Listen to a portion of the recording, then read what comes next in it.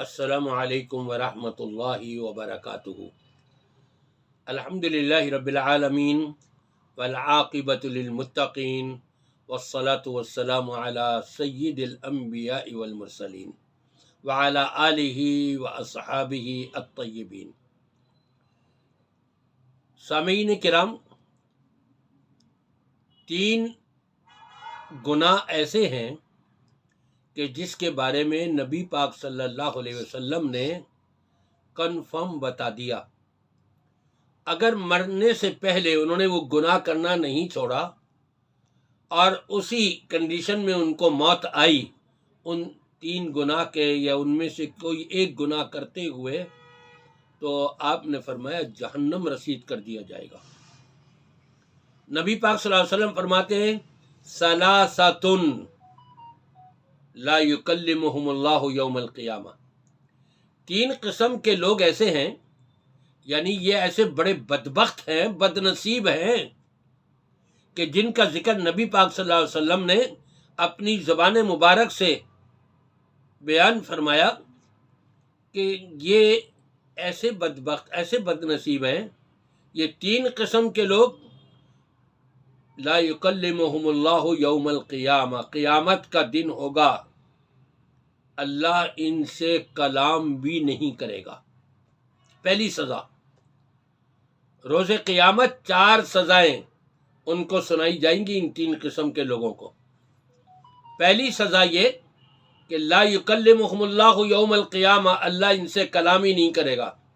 دنیا کے اندر انسان چاہتا ہے ڈائریکٹ میں بڑے آفیسر کے پاس پہنچ جاؤں، اس سے بات کر لوں، وہ شاید اس کی سمجھ میں آ جائے اور وہ میری بات مان لے، میری مراد پوری ہو جائے۔ وہاں رب العالمین کلام نہیں کرے گا ایسے لوگوں سے۔ ولا یزکیہم، جو گناہ یہ کر کے آئے ہیں اس گناہ سے ان کو پاک صاف بھی نہیں فرمائے گا۔ یہ دوسرا عذاب ہے۔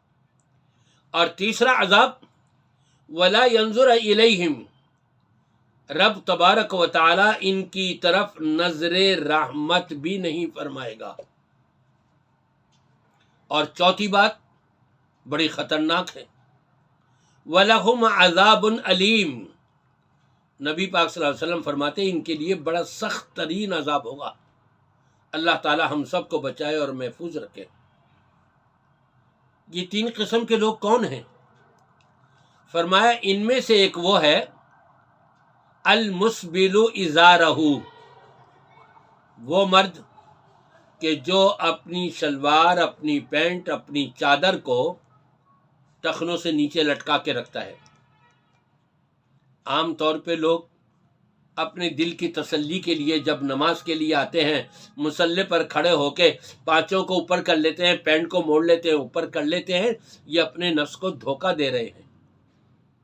وہاں رب نے یہ نہیں فرمایا، یا اللہ کے رسول صلی اللہ علیہ وسلم نے یہ نہیں فرمایا کہ تم نماز کے وقت میں اپنے ٹخنے کھلے رکھو، بلکہ وہاں تو یہ فرمایا مردوں کے لیے کہ ہر وقت ان کے ٹخنے کھلے رہے۔ لیکن یہاں اس کے برعکس ہو رہا ہے، عورتوں نے اپنے ٹخنے کھول لیے ہیں اور مردوں نے اپنے ٹخنے ڈھانک لیے ہیں۔ گنگا الٹی بہنے لگ گئی ہے، شیطان کے بہکائے میں آ کر شیطان کو خوش کر رہے ہیں، رب کو ناراض کر رہے ہیں۔ اور دوسرا آپ نے فرمایا المنان، کسی کے ساتھ احسان کر کے، سلوک کر کے، کسی کے کام آ کر اب وہ جتاتا ہے اس کو، ارے میاں تو کھٹیا پر پڑا ہوا تھا، تجھے کون پوچھنے والا تھا، میں نے ہی تو دیکھا تجھے۔